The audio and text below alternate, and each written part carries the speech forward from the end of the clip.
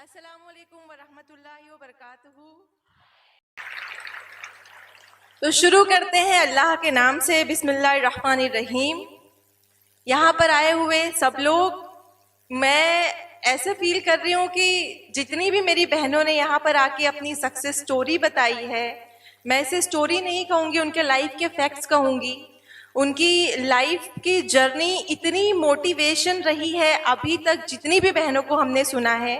आप सब इस बात के गवाह हैं कि यहाँ पे आई हुई हर एक लड़की, हर एक मेरी बहन ने अपनी लाइफ में इतना स्ट्रगल किया है हर एक चीज को लेकर। तो मुझे नहीं लगता, मैं पीछे बैठी, मैं बस, मेरा दिल कर रहा था कि मैं बस उठकर उनको गले लगा लूं या फिर उन्हें इतनी दाद दूं, इतनी तालियां दूं कि पता नहीं क्या कर लूं। इतना मेरा दिल प्राउड से भर गया कि हमारे आसपास, हमारे माशरे में, हमारे मुल्क में ऐसी ऐसी जाबाज बच्चियां हैं जो इतने सारे हर्डल्स के बाद भी अपनी लाइफ को में गिव अप नहीं किया और अपनी लाइफ में आगे बढ़ी। चाहे वो रेखा हो जिसने अपने दोनों माँ बाप खो दिए, चाहे वो नीलोफर हो जिसने छोटी सी उम्र में अपने हाथ खो दिए और उस एक्सीडेंट का जख्म आज तक उसके जिस्म पर है, चाहे वो हुमैरा या जुबैदा हो, चाहे वो श्रुति हो, चाहे वो बुशरा बहन हो। यहाँ पर आई हर एक लड़की के अंदर एक ऐसी ताकत थी, एक ऐसा जज्बा था जिसने मुझे सीरियसली इतना झंझोड़ के रख दिया कि आज इस मकाम पर मुझे लगता है कि मेरी जो सक्सेस जर्नी मैं आप लोगों से शेयर करती हूँ, आप लोग एक इंस्पिरेशन की तौर पर उसे लेते हैं। मुझे लगता है मैं बहुत, मेरी जो जर्नी है इन सब की जर्नी के आगे बहुत छोटी है। मैंने अपनी जिंदगी में कुछ भी नहीं किया है, मुझे ये एहसास होता है इन सब की जर्नी को देखकर। तो एक बार प्लीज बहुत जोर से तालियों से इन सब की जर्नी के लिए thank you, thanks a lot. मैं जब पहली दफ़ा आई थी यहाँ पर तो आप सब लोग थे यहाँ पर, बहुत प्यार मिला और मैं उस वक्त एमडी कर रही थी और मैंने आप सब लोगों से कहा था कि मेरे लिए दुआ कीजिएगा कि मैं एमडी पास हो जाऊं। मैंने कहा था पास हो जाऊं, बट अल्लाह के रहमो करम से सबकी दुआओं का असर हुआ कि मैंने एमडी 4-5 महीने पहले ही 4th रैंक सिक्योर किया इनके ये हॉस्पिटल पैथोलॉजी में और 21st रैंक लिया ऑल ओवर महाराष्ट्र इन पैथोलॉजी डिपार्टमेंट में। एमडी की जो जर्नी है वो मैं आपसे थोड़ी बहुत शेयर करना चाहूँगी कि जब मैं यहाँ पर आई और यहाँ से गई तो एमडी के फाइनल ईयर में मुझे कोविड हो गया, मेरे अब्बू को कोविड हो गया और 2 महीने थे सिर्फ एग्ज़ाम के लिए। तो कोविड हुआ और सीवियर कोविड हुआ था और मुझे एडमिट होना पड़ा। 15 दिन में एडमिट रही, फिर भी रिज़ल्ट जो था वो नेगेटिव नहीं आया, बट मुझे घर डिस्चार्ज किया गया और उसके बाद जो दवाइयाँ थी उसके साइड इफ़ेक्ट्स हो गए। तो इन सारी चीज़ों में 1 महीना मेरा चला गया। मेरे पास सिर्फ 1 महीना था, 30 दिन, और एमडी का फाइनल एग्ज़ाम था। एमडी का एग्ज़ाम था, मतलब highest degree in medicine, MD pathology का फाइनल एग्ज़ाम, और सिर्फ 30 दिन है मेरे पास और उसके साथ साथ पोस्ट कोविड वीकनेस भी है। मैं बहुत घबरा गई थी, बहुत डर गई थी, लेकिन अल्लाह पर यकीन था यहाँ पर भी कि अल्लाह ने अगर पास होना रखा है तो इंशाल्लाह हो जाऊंगी। माँ बाप की दुआएं रहेंगी तो इंशाल्लाह सब कुछ हो जाएगा। वो 30 दिन मैंने ना दिन देखा ना रात देखा, मैंने पढ़ाई की। बहुत डिप्रेशन आता था कि पता नहीं मैं कर पाऊंगी कि नहीं कर पाऊंगी, बट घर वालों को बोल दिया था कि शायद मैं नहीं कर पाऊँ इस दफ़ा, लेकिन रातों को उठकर पढ़ाई की, तहज्जुद पढ़ी, अल्लाह से बहुत रोकर मांगा। और उस वक्त जब भी मुझे ऐसा लगता कि मेरा हौसला कम हो रहा है, मुझे नाउम्मीदी हो रही है खुद की मेहनत से, अल्लाह की ज़ात से नहीं, खुद की मेहनत से कि शायद मैं उतनी मेहनत नहीं कर पा रही हूँ या शायद मैं एग्ज़ाम क्रैक नहीं कर पाऊँ, तो उस वक्त मैं घर पर कॉल करती और उस वक्त अब्बू मुझसे बोलते, अम्मी मुझसे बोलती कि बेटा तुम टेंशन मत लो, हम यहाँ पर तुम्हारे लिए दुआ कर रहे हैं और इंशाअल्लाह तुम पास नहीं होंगी, तुम टॉप करोगी। तो मुझे लगता था कि माँ बाप तो अपने बच्चों को ऐसे ही बहलाते हैं तो मेरे अम्मी अब्बा भी ऐसे ही बोल रहे हैं। लेकिन बहुत बहुत खौफनाक दिन रात थे वो। बहुत रोती थी मैं, एवरी डे रोती थी, पढ़ती थी, रोती थी, पढ़ती थी, रोती थी, जा नमाज पे रोती थी, अल्लाह से दुआ करके कि अल्लाह बस पास करा दो, अल्लाह बस पास करा दो, बस पासिंग मार्क्स दिला दो बस कि मुझे 6 मंथ नहीं रुकना था, बैक नहीं लगाना था, बस इतनी दुआ करती थी। जब आप यकीन नहीं करेंगे, जब थेरी पेपर हुआ मेरा, तो हमारे 4 पेपर होते हैं थेरी के, तो जो सेकंड पेपर था मेरा, थर्ड पेपर सॉरी, वो बहुत ख़राब गया था। तो हम माशाल्लाह से यहाँ पे सारे स्टूडेंट हैं, तो हमें पता होता है कि हमने जो एग्ज़ाम में लिखा है तो हम खुद को एक स्कोर दे सकते हैं ना आने के बाद, वो 10-20 ऊपर नीचे चलता है। मैं एग्ज़ाम हॉल में बैठे ही रोती मैं कि पेपर बहुत ख़राब किया है, लेकिन छूट गया, अब तो फेल होना ही है ऐसा। घर आकर बहुत रोई। नेक्स्ट डे दूसरा पेपर था, उसके लिए भी पढ़ना था, बट बहुत तकलीफ हो रही थी कि लास्ट मिनट पर क्वेश्चन आया याद थी, बट आधा ही लिखा मैंने, अब मैं क्या करूं, खुद को कोस रही थी, कैसे हो गया मुझसे, क्या हो गया, बट ठीक है। फिर अम्मी ने हौसला दिया, अब्बू ने हौसला दिया, पेपर 4 किया, प्रैक्टिकल दिया, बट 2-3 महीने बाद रिजल्ट आया।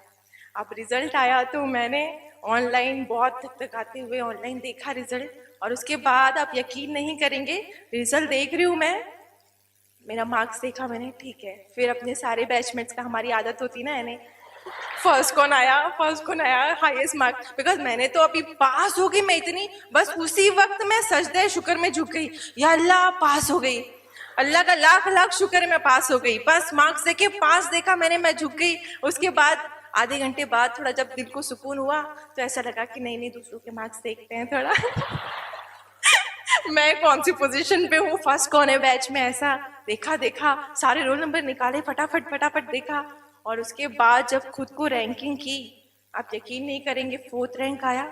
मुझे यकीन ही नहीं हुआ, मुझे सच में यकीन नहीं हुआ। मैंने फिर ऑनलाइन अपने आप का लॉगिन आईडी किया, पासवर्ड डाला, फिर देखा सेठ जीएस मेडिकल कॉलेज के एम हॉस्पिटल, हाँ ये करेक्ट है। फिर अपना जीआर नंबर देखा, ये करेक्ट है। उसके बाद नाम देखा अच्छे से, कहीं नाम में तो मिस्टेक नहीं, कोई ऐसे हम नाम भी हो सकते हैं, वो देखा, वो करेक्ट है। उसके बाद मार्क्स देखे, वो भी करेक्ट है। फिर कम से कम 50-60 मरतबा मैंने देखा कि मैं 4th रैंक ही हूं ना, मैं 4th रैंक ही हूं ना मतलब यकीन नहीं आ रहा था। और ये बताने का मतलब ये है कि जब मैं एग्जाम देकर घर गई रिजल्ट आने से पहले, तो मैंने कहा घर वालों को कि मैं शायद इस बार एग्जाम में पास नहीं हो पाऊँ, बहुत खराब गए पेपर, प्रैक्टिकल भी मैं सही से नहीं दे पाई क्योंकि बहुत डिस्ट्रैक्शन रहा, बहुत वीकनेस रहा, नहीं अच्छी हुई पढ़ाई मेरी। बस अब्बू ने कहा मुझे, बेटा अल्लाह पर भरोसा है ना, खुद पर यकीन रखो, और तू फेल हो ही नहीं सकती बेटा। तो उनके यकीन पर मैं यकीन और अल्फाज नहीं है मेरे कि उनकी जो बातें थी, अल्लाह पर यकीन इतना था, इतना ज़्यादा कि वो बस यही कहते थे कि बेटा तू, मुझे पता है मैंने दुआ की है तेरे लिए, मैंने अल्लाह से रोकर दुआ की है तेरे लिए, तुझे टॉप करना ही है। और बहुत ही दुख के साथ मुझे बताना पड़ रहा है कि तकरीबन 1 महीने पहले मैंने अपने अब्बू को खो दिया है। मेरे अब्बू का इंतकाल हो गया है, और अब उस तरीके से दुआ करने वाला मेरे पास नहीं रहा।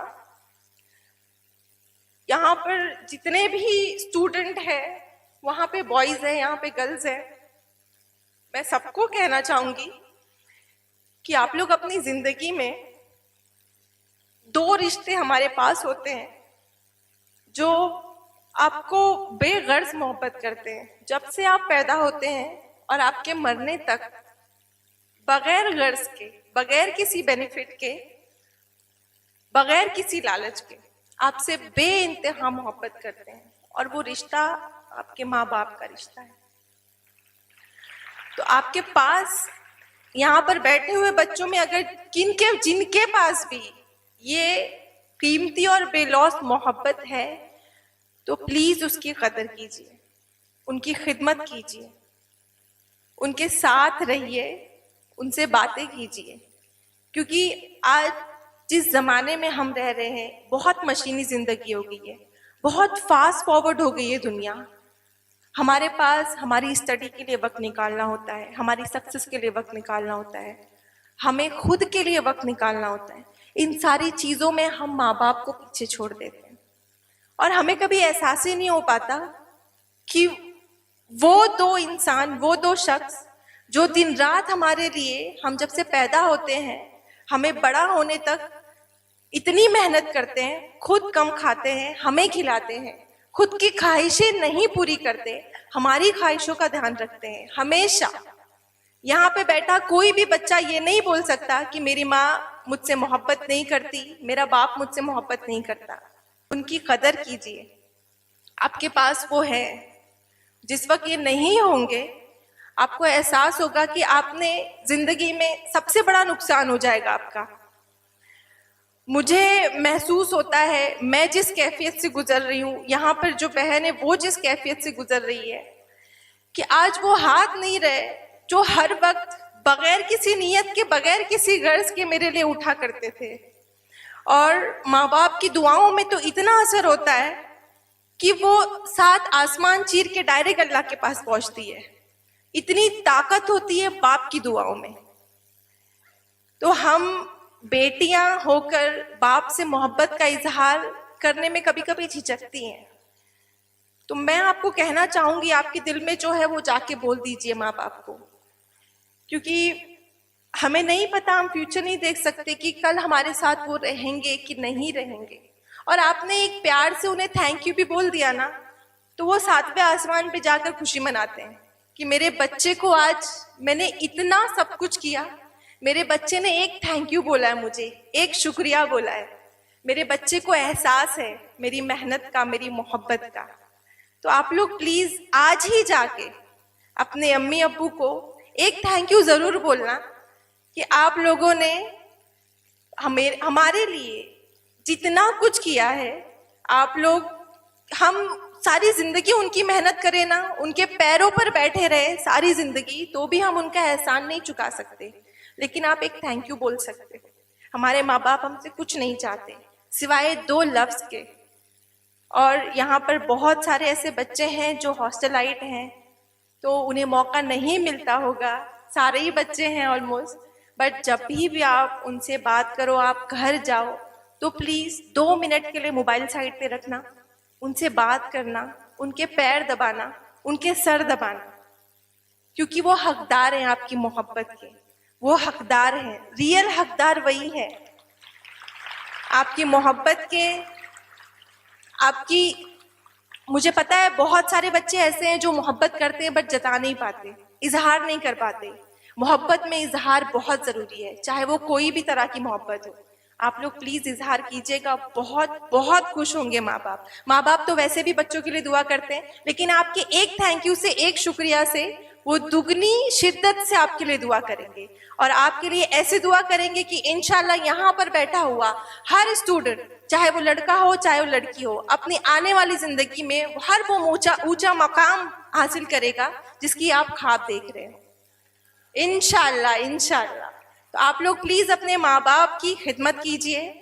और इन माशाल्लाह से मुझे और तो बोलने की ज़रूरत है नहीं, यहाँ पर आई हुई सारी बहनों ने उनकी स्ट्रगल लाइफ बताई है।